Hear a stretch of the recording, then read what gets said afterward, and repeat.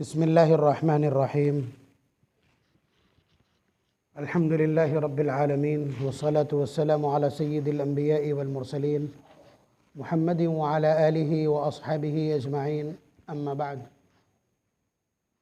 अऊज़ु बिल्लाहि मिनश शैतानिर रजीम बिस्मिल्लाहिर रहमानिर रहीम यसअलूनका माज़ा उहिल्ल लहुम कुल उहिल्ल लकुमुत तय्यिबातु व मा अल्लमतुम मिनल जवारिह मुकल्लिबीन तुअल्लिमूनहुन्ना मिम्मा अल्लमकुमुल्लाह फ़कुलू मिम्मा अमसकना अलैकुम वज़्कुरुस्मल्लाहि अलैहि वक़ाल अन्नबिय्यु सल्लल्लाहु अलैहि वसल्लम ला तदख़ुलुल मलाइकतु फ़ीही कल्बुन औ तसावीर औ जुनुबि औ कमा क़ाल सल्लल्लाहु अलैहि वसल्लम।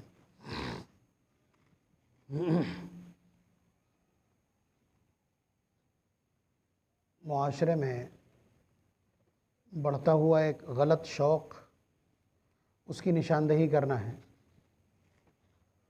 कुत्ता पालना, कुत्ता पालना शरअन कैसा है, कब कहाँ और कैसे इजाज़त है, और नबी अकरम सल्लल्लाहु अलैहि वसल्लम ने क्या इरशाद फरमाया।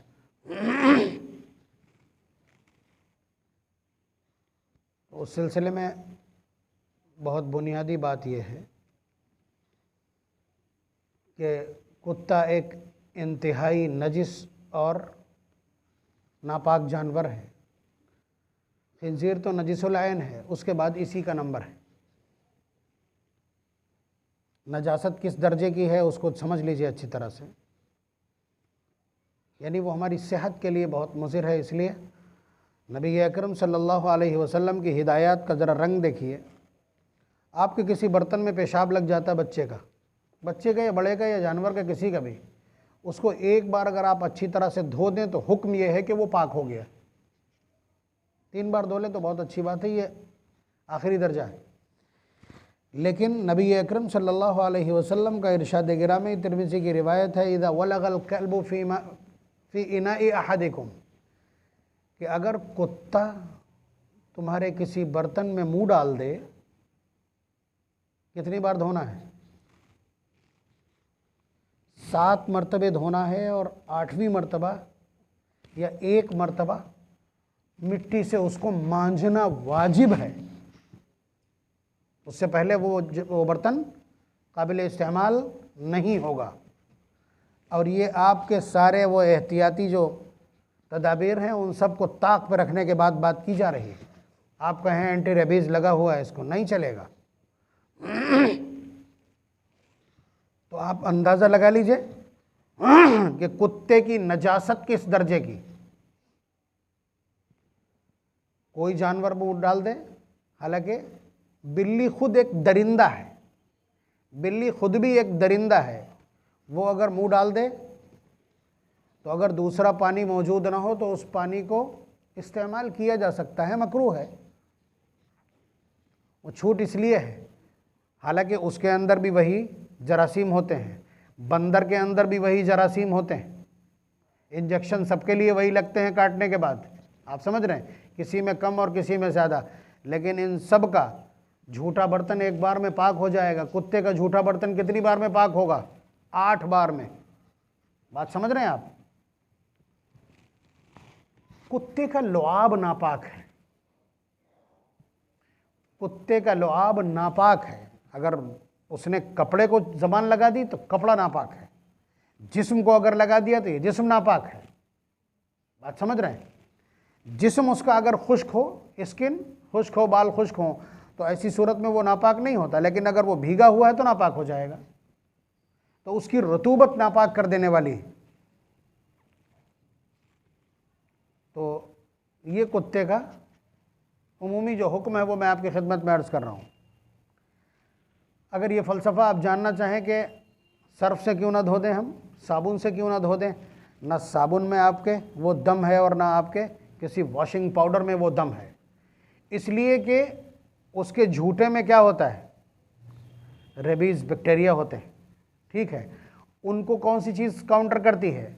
नौशादर, और नौशादर की मिकदार मिट्टी में बहुत ज़्यादा होती। तो मिट्टी से जब आप उसको मांजेंगे तो हड़क के वो जो जरासीम हैं, रेबीज़ के जो बैक्टीरिया हैं, वो सारे के सारे ख़त्म हो जाएंगे। इसलिए नबी अकरम सल्लल्लाहु अलैहि वसल्लम ने उसको लाजिम करार दिया। बात समझ रहे हैं? तो कुत्ते को पालना हराम है, अलल इतलाक नहीं है, इसमें कुछ इस्तिस्ना है, 3 इस्तिस्ना हैं, ऑप्शंस हैं। नंबर 1, कोई आदमी शिकार करता है, वही उसका कारोबार है, उसने उसके लिए कुत्ता पाल रखा है, गुंजाइश है। या कोई आदमी खेती किए हुए है, या उसका कोई बाग है, अमरूद का बाग है, मालूम हुआ गाय और नीलगाय खा जाती हैं, उसने एक कुत्ता पाल रखा है जो वहीं बाग में रहता है और दौड़ा लेता है जानवरों को, इसके लिए इजाज़त है। इसी तरह से कोई शख्स चोरों से हिफाजत के लिए कुत्ते को पाले हुए है तो उसके लिए इजाज़त है। बात समझ रहे हैं? लेकिन ये ना समझिएगा ये जो घरों में पले हुए हैं ये इसके मिस्दाक बन जाएंगे, सवाल ही पैदा नहीं होता। भाई यहाँ आपका खेत नहीं, आपका खेत मौजूद नहीं है जिसमें आप कहें घर की हिफाजत के लिए, तो ये महल्ले में, शहर में, आबादियों में जो घर हैं उनकी हिफाजत के लिए कुत्ता पालना जायज़ नहीं है। आपने खेतों में अपना मकान बना लिया है, वहाँ चोरों से हिफाजत के लिए कुत्ता अपने घर के बाहर अगर आपने रख रखा है वहाँ इजाज़त है, यहाँ इजाज़त नहीं है। ये सराहत है फतवे में। बात समझ रहे हैं? इसी तरह से जो बागात की हिफाजत के लिए वो भी आपके घर से बाहर, घर की हद से बाहर रहेगा, उसके रहने का इंतज़ाम बाहर कीजिए आप। बात समझ रहे हैं? इसी तरह शिकार वाला भी कुत्ता अगर आपने पाल रखा है तो वो सधाया हुआ होता है, वो कल्ब मुअल्लम कहलाता है, यानी उसको बाकायदा आपने सिखला दिया हो, उसकी जो ट्रेनिंग है वो ट्रेनिंग हो गई हो उसकी। अब मैं उसकी तफसील यहाँ जिक्र करूँगा तो दूसरे मसाइल रह जाएंगे। कल्ब मुअल्लम कहलाता है वो। ये एक ऐसा ऑप्शन है कि जिसको खुद कुरान ने जिक्र किया है। मैंने आयत, अभी जो आयत पढ़ी है पारा नंबर 6 सूरह माइदा की बिल्कुल शुरू की, पहले रुकू की, उसमें यही बताया गया कि कल्ब मुअल्लम यानी सधाए जाते हैं कुत्ते कि मसलन उन्होंने दौड़ा दिया खरगोश के पीछे, खरगोश के पीछे दौड़ा दिया, अब वो गया और जा कर के खरगोश को पकड़ लाया। अगर उसने मार दिया और उसमें से कुछ खा लिया तो फिर वो कल्ब मुअल्लम नहीं है, ऐसा कुत्ता पालने की इजाज़त नहीं है और न उस शिकार को इस्तेमाल करने की इजाज़त। बात समझ रहे हैं आप? उसके मसाइल हैं, वो किसी और वक्त में तफसील से जिक्र कर देंगे। मुझे याद है एक बार मैं जिक्र कर चुका हूँ ये पूरी तफसील आपकी खिदमत में। वो अलग बात है कि 17-18 साल हो गए हों। तो नबी अकरम सल्लल्लाहु अलैहि वसल्लम ने एक वक्त कुत्तों के सिलसिले में बहुत सख्ती बरती, बहुत सख्ती बरती। सख्ती क्यों बरती उसको आप सुन लीजिए, बल्कि उससे पहले एक और रिवायत सुन लीजिए जो मैंने खुतबे में पढ़ी है। देखिए, हम सारे काम क्या बिस्मिल्लाहिर्रहमानिर्रहीम कह के शुरू करते हैं ना, नमाज भी, हर चीज़, क्या तर्जुमा उसका? शुरू उस अल्लाह के नाम से जो बहुत रहम करने वाला, बहुत मेहरबान। यानी हमको अल्लाह ताला की रहमतों की ज़रूरत है और रहमत फरिश्ते लेकर के उतरते हैं, ये अल्लाह ताला का एक निज़ाम है। मसलन रोज़ी का मामला है, रोज़ाना फजर का जो कुल टाइम है उस टाइम में, मसलन आजकल 5:30 से लेकर के 7 तक का जो 1.5 घंटे का दौरानिया है, इसी दौरानिए में अल्लाह तबारक व तआला रिज़्क़ की तकसीम फरमाते हैं। तकसीम का मतलब ये नहीं कि पैकेट पैकेट घर पहुंचा दिए जाते हों, बल्कि उसी टाइम फैसला हो जाता है कि इनके घर ये पहुंचना है, ये पहुंचना, ये खाएंगे, ये खाएंगे, ये खाएंगे आज, ठीक है। तो उसको लेकर के, इस मैसेज को लेकर के फरिश्ते डोर टू डोर जाते हैं। बात समझ रहे हैं आप? या इसी तरह से बारिशों का मामला है, बारिश रहमत का, अल्लाह तबारक व तआला की रहमत का प्रतीक है, उसका मज़हर है, तो फिर फरिश्ते उसको लेकर के आते हैं। तो रहमत के मुस्तकिल फ़रिश्ते हैं। आदमी की रूह निकालने के लिए बहुत बड़ी तादाद आती है फरिश्तों की, जो नेक बंदों की रूह निकालती है। उनकी कंडीशन क्या होती है, उनके हाथ में क्या होता है, कैसी खुशबुएँ लेकर के आते हैं, कैसे ड्रेस में होते हैं, उनका यूनिफॉर्म क्या होता है, ये सब नबी अकरम सल्लल्लाहु अलैहि वसल्लम ने जिक्र किया। तो रहमत के फ़रिश्ते हमारे सारे रहमत के, अल्लाह ताला की रहमत के फ़ैसले लेकर के आते हैं, हमारे घरों तक पहुँचते हैं। यहाँ क्या समझ रहे हैं आप? इस खला में बेपनाह फ़रिश्ते मौजूद होंगे जो आपकी आमीन पर आमीन कहते हैं। नबी अकरम सल्लल्लाहु अलैहि वसल्लम का एक इरशाद गिरामी कि इज़ा क़ालल इमाम वलद्दाल्लीन फ़क़ूलू आमीन, कि जब इमाम आमीन कहा करे तो तुम लोग भी वो, जब इमाम वलज़्ज़ालीन कहे तो तुम लोग क्या कहा करो, आमीन। आहिस्ता से, ज़ोर से नहीं। पीछे वाले को कोई काम ज़ोर से करने का है ही नहीं। बात समझ रहे हैं आप? नमाज में जब कोई काम, इज़ा क़रअ फ़अंसितू, जब इमाम पढ़े, इमाम बोले तो तुम्हें बिल्कुल खामोश ही रहना है। तो आपको वलज़्ज़ालीन के बाद क्या कहना है, आमीन। क्यों, क्या फ़ायदा होगा? उस फ़ायदे को जिक्र करते हुए नबी अकरम सल्लल्लाहु अलैहि वसल्लम का अल्फाज के फ़इन्नल मलाइकता, इसलिए कि फ़रिश्ते भी आमीन कहते हैं। फ़रिश्ते जो मौजूद हैं वो भी आमीन कहते हैं। फ़मन वाफ़क़ तअमीनुहु तअमीनल मलाइका गुफ़िर लहु मा तक़द्दम मिन ज़ंबि, कि जिस शख्स की आमीन फ़रिश्तों की आमीन के साथ टच हो गई, उसके पिछले सारे गुनाह माफ़ हो जाएंगे। तो आप समझिए कि यहाँ बड़ी तादाद में फ़रिश्ते होते हैं। तो ये कौन से फ़रिश्ते कहलाते हैं? फ़रिश्ते दो तरह के होते हैं, एक रहमत के और अज़ाब के। रहमत के और सज़ा के फ़रिश्ते, और कुछ फ़रिश्ते जो फ़ैसलों को नाफिज करते हैं।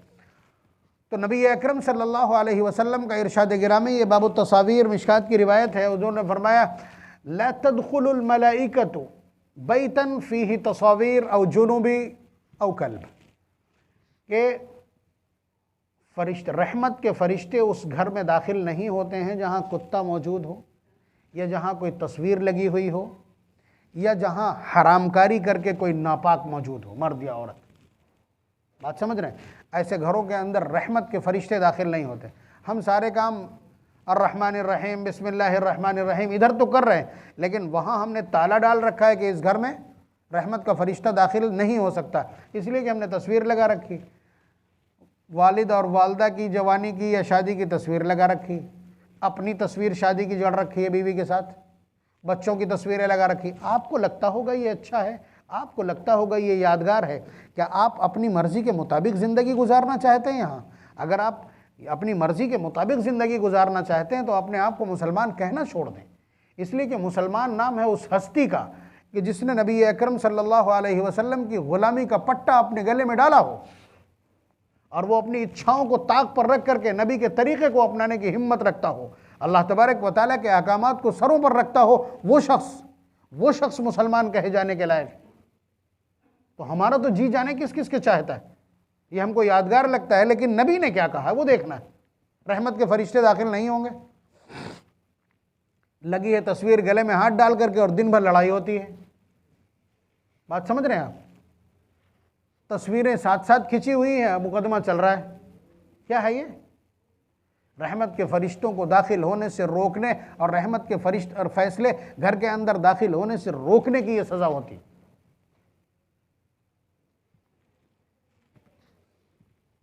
अब आगे जो मैं जिक्र करने जा रहा हूँ, रिवायत तरह कान खोल करके सुनिएगा। ये तो फार्मूला हो गया कि नबी अकरम सल्लल्लाहु अलैहि वसल्लम ने ये इरशाद फरमाया, हुक्म दिया, और आपके लिए नबी का हुक्म कोई माने ही नहीं रखता है।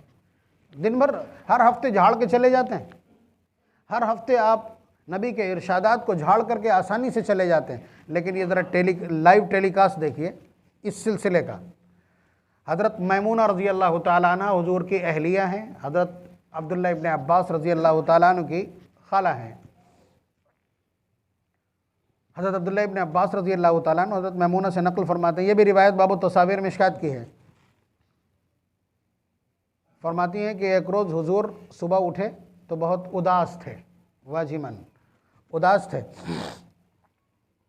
तो किसी ने उदासी की वजह पूछी, या आपने ख़ुद बयान की, या हज़रत मैमूना से ज़िक्र किया, या उन्होंने सवाल किया, इसमें वो ये रिवायत वाज़ेह नहीं है। हुज़ूर ने बतलाए उदासी की वजह जब पूछी या बयान की तो ये बतलाई हुज़ूर ने कि मैं उदास इसलिए हूँ कि रात जिब्रील अमीन ने आने का वादा किया था। जिब्रील अमीन जानते हैं, नज़ल बिहिर रूहुल अमीन, ऐसा फ़रिश्ता जो अपने एक पर के कोने पर इस पूरी कायनात को उठा सकता है। बात समझ रहे हैं? और ऐसे उसके 400 पर हैं। आपके स्पेशल प्रोटोकॉल के लिए शब कद्र में वही उतरते हैं, कुरान करीम को लेकर के वही उतरे हैं, सारे मैसेजेस और पूरी शरीयत लेकर के कौन उतरा? वही। नज़ल बिहिर रूहुल अमीन इन्नहु लक़ौलु रसूलिन करीम, अल्लाह ताला ने तारीफ़ की है उस फरिश्ते की, उसकी ताकत, उसकी दयानत की तारीफ़ की है कुरान में। तो वो जिब्रील, उन जिब्रील की बात कर रहा हूँ कि जिब्रील अमीन ने वादा किया कि मैं आऊँगा, लेकिन रात पूरी गुजर गई, जिब्रील अमीन नहीं आए। तो हुजूर बहुत उदास थे। हुजूर ने कसम खा करके फरमाया कि वल्लाह, कि खुदा की कसम जिब्रील अमीन ने कभी भी वादा खिलाफी नहीं की है, ये हुआ कैसे? तो इस बात को लेकर हुजूर बहुत उदास थे। तो हुजूर जैसे ही घर के अंदर आंगन सहन में आए तो देखा एक पिल्ला, कुत्ते का बच्चा घर के अंदर मौजूद है। रिवायत अलग है कि किसी कोने में बैठा हुआ पड़ा था या किसी तख्त के नीचे छुपा हुआ था। हुजूर ने उसको भगाया और उसको बाहर निकाला, उस हिस्से को साफ़ किया, पानी से उसको धोया। शाम हुई, जिब्रील अमीन तशरीफ़ लाए तो हुजूर ने सवाल रख दिया कि आपने कल आने का वादा किया था, क्यों नहीं आए? तो वो जवाब आप नोट कर लीजिए कि जिन लोगों के दिलों में वो कुत्ते पालने का शौक़ बढ़ रहा हो वो सुन लें कि जिब्रील अमीन ने आकर के कहा कि हम फरिश्तों की जमात उन घरों में दाखिल नहीं होती जहाँ कुत्ते मौजूद हों। आपके घर में कुत्ता मौजूद था, इसलिए हम उस घर में दाखिल नहीं हो सकते थे। तो ये सिनेरियो है पूरा जो आपकी खिदमत में आ गया। अब ज़रा सा ऑपरेशन, बहुत तेज़ी के साथ कुत्ता पालने का चलन बढ़ रहा है मुसलमानों में, जबकि मसाइल ये हैं जो मैंने आपकी खिदमत में अर्ज़ की है कि आपके कपड़े को अगर वो ज़बान से चाट ले तो आपको 8 मरतबा धोना पड़ेगा। आपके बर्तन में अगर मुंह डाल दे तो उसको 8 मरतबा धोना पड़ेगा, और एक मरतबा, उन्हीं में से एक मरतबा आपको मिट्टी से मांजना पड़ेगा, उससे पहले वो काबिल इस्तेमाल नहीं। ये आ कहाँ से रहा? पहले तो हम उस बात को दफ़ा कर दें कि कोई कुत्ता पालने वाला तुरंत वो उन ऑप्शंस में से किसी एक को अपनी तरफ खींचने की कोशिश करेगा कि ये हमने हिफाजत के लिए पाला है, हिफाजत के लिए पाला है। तो मैंने बतला दिया शायद कि उन मकानों में जो वीरानों में तन्हा बने हों, किसी खलियान में, किसी खेत में, उनकी हिफाजत के लिए। जो मकानात आबादी में, शहरों में, महल्लों में हैं, उनमें कुत्ता हिफाजत के लिए पालना जायज़ नहीं है, ठीक है। और उसके अलावा आप हिफाजत की बात कर रहे हैं, चोरों से हिफाजत की अगर बात कर रहे हो तो आप बतलाइए जो कुत्ते घरों में पले हैं उन्हें आप ज़रा गली में छोड़ दीजिए, इतना बड़ा पिल्ला भी उसकी दुर्गत बना देगा। जैसे आप सैकड़ों रुपए का रोज़ाना खाना खिला देते हैं और बहुत मोटा ताज़ा देखने में लगता है, उसको एक छोटा सा पिल्ला दौड़ा दौड़ा के दिमाग उसका ठीक कर देगा। वो अपने हम जिन्सों के 1/4 से निमटने को काफ़ी नहीं है, वो इंसानों को और चोर और डकैतों को कैसे दफ़ा करेगा? चोर के ही लफ्ज़ मौजूद है वहाँ की, चोरों से हिफाजत के लिए। रिवायत के जो अल्फाज हैं वो चोरों से हिफाजत के लिए। तो चोर तो बड़ी तदबीर के साथ आते हैं, वो तो गर्दन पकड़ लेंगे उसकी। वैसे भी आप देखिए, ज़रा सी दूर उसको चलाइए, देखिए कैसे हाँफता है। अगर महल्ले के जो आवारा कुत्ते हैं वो उसे दौड़ाना चाहें तो वो घर नहीं पहुँच पाएगा, उससे पहले ही पकड़ जाएगा। तो ये तो बहाने आपके हाथ नहीं आने वाले कि हमने हिफाजत के लिए पाला है या हमने अपने चोरों से हिफाजत के लिए या शिकार के लिए पाला है। शिकार वाले तो मिलेंगे ही नहीं आपको, उसको सधाना एक बहुत बड़ा काम है। अब बतलाएं ये आ कहाँ से रहे, ये शौक़ आया कहाँ से? देखिए, पिछले 200 साल में बड़ी नापाक कोशिश हुई है।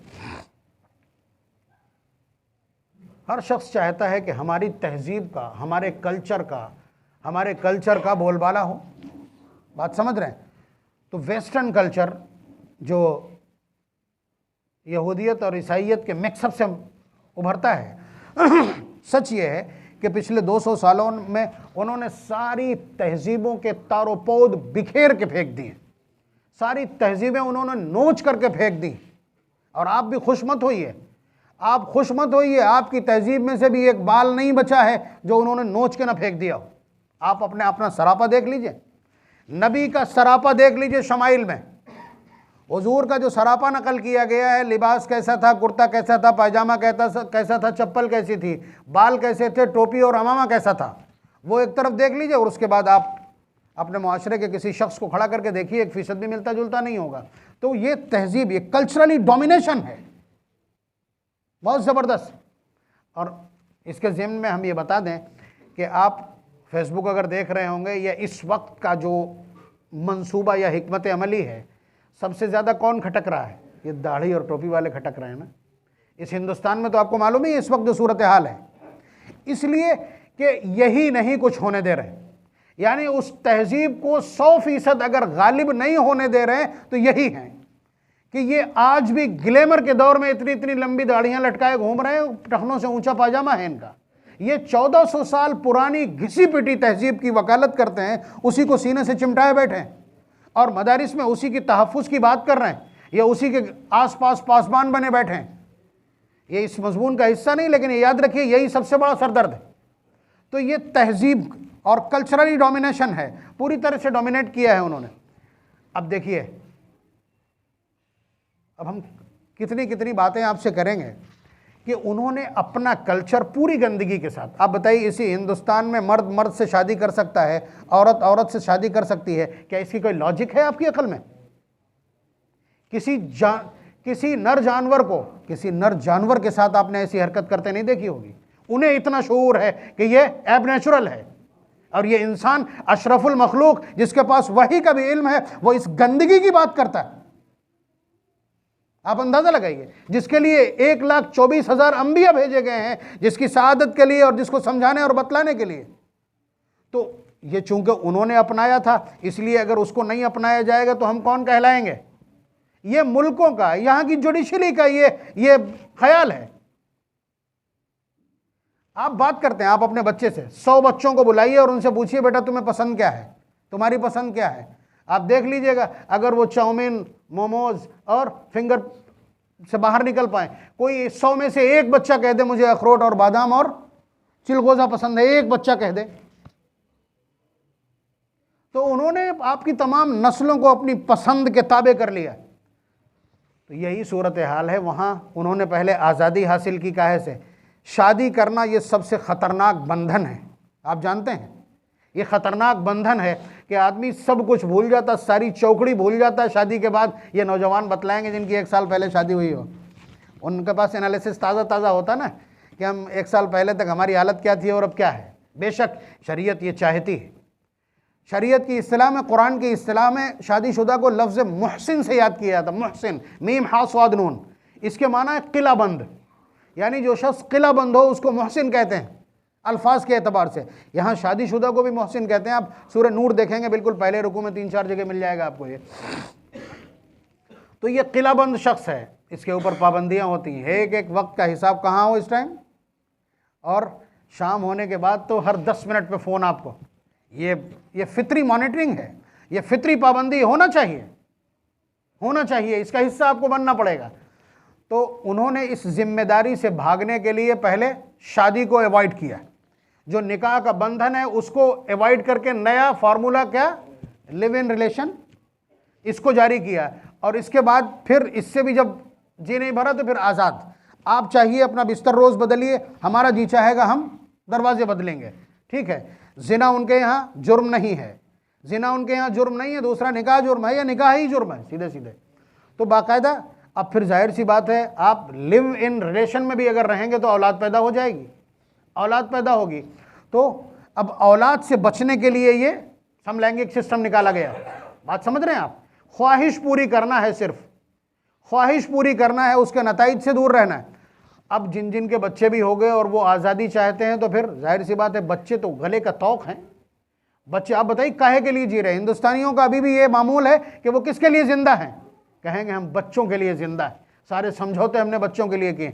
वो बच्चे उठा करके चाइल्ड हाउस में, और जो बूढ़े उनकी राह में, आज़ादी की राह में और ज़िना बदकारी की राह में रुकावट है, उन्हें कहाँ? ओल्ड एज होम्स में, ठीक है। अब जाहिर सी बात है, इंसान अपनी फितरत में सोशल है, इंसान अपनी फितरत में सोशल है, तन्हा नहीं रह सकता। उसे एक पूरा ग्रुप चाहिए होता है, चाहे वो दोस्त हो, चाहे वो बीवी हो, चाहे वो बच्चे हो, चाहे वो फैमिली हो, कोई ना कोई उसे चाहिए। तन्हा नहीं जी सकता, मर जाएगा या साइको हो जाएगा। तो इससे बचने के लिए उन्होंने ये कौवे, बिल्ली, कुत्ते पालना शुरू किए।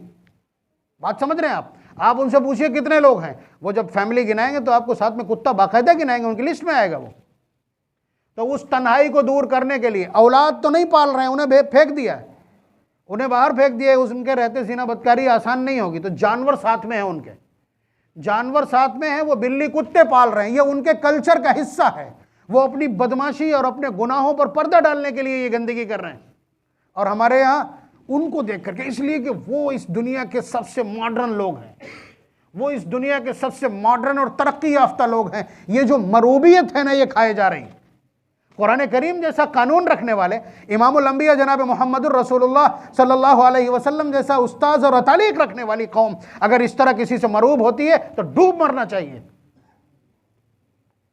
तो उसके चक्कर में ये कुत्ते पाले जा रहे हैं, ये सारी कुत्ते की नस्लें, ये बीज वहीं से आ रहे हैं सारे। बता दीजिए कोई बीज हिंदुस्तान का हो। ये टेढ़े मोड़े, टेढ़े अजीब अजीब तरह के मुंह वाले जो कुत्ते हैं, आप बताइए जिन्हें देख करके कई वक्त भूख न लगे, वो घरों में पाले हुए हैं। अजीब तरह की इंसानियत है। अशरफुल मखलूक सोहबत किसकी इख्तियार कर रहा है? हुजूर ने फरमाया था ला तुसाहिब इल्ला मुमिनन, तुम्हारा हमनशीन सिर्फ मोमिन होना चाहिए। वला याकुलु तआमका इल्ला तक़ियुन, तुम्हारा खाना सिर्फ मुत्तकी और परहेजगार लोग खाएं, गुनहगारों को भी मत खिला देना। खुदा की कसम, जितना खर्च उन कुत्तों पे किया जा रहा है, 2 बेवाओं के घर इतने में पल जाएंगे, दुनिया भी बन जाएगी, आखिरत भी बन जाएगी। जितना बिल्लियों पे खर्च किया जा रहा है, इतने में कई यतीम परवरिश पा सकते हैं। पड़ोस में सिसक रहा है, खुद रिश्तेदारियों में बेवाएं मौजूद हैं, और उसके बाद कुत्तों के ऊपर मोटी मोटी रकमें खर्च की जा रही हैं। नबी अकरम सल्लल्लाहु अलैहि वसल्लम के इरशादात उठा करके देखिए, पता चलेगा। एक एक दाने का हिसाब देना होगा। ये कहां से आ गई तहजीब? आप अंदाजा लगाइए कि हुजूर इतनी सख्ती के साथ कुत्ते पालने की ममानात कर रहे हों, और साथ साथ ये भी बतला रहे हो कि ये नजिस है, नजासत है और बड़ी नजासत है, ये 8-8 मरतबा आपको बर्तन धोना पड़ेंगे। और उसके बाद हमारी सूरत हाल ये है, सिर्फ वेस्टर्न कल्चर, ये खड़े होकर खाना खाना, ये वही तो है। सबका खाना कम पड़ रहा है, आधे आधे लोग भूखे लौट करके आ रहे हैं, पूरी बस्ती और पूरे दावत वाले पूरे मेहमान गालियां बक रहे हैं, कोई फर्क नहीं पड़ता है। मॉडर्न तो हो गए हम। अजीब सूरत हाल है। अल्लाह के वास्ते अल्लाह और उसके रसूल की अज़मत और उनकी गैरत के साथ खिलवाड़ मत कीजिए, वरना यहाँ जहाँ तक पहुँचे हैं अभी इसके नीचे भी पायदान बाकी है। याद रखिएगा, उनके कोड़े में आवाज़ नहीं होती है और वो जिस पर चाहते हैं कोड़ा चला देते हैं। आप याद रखिएगा।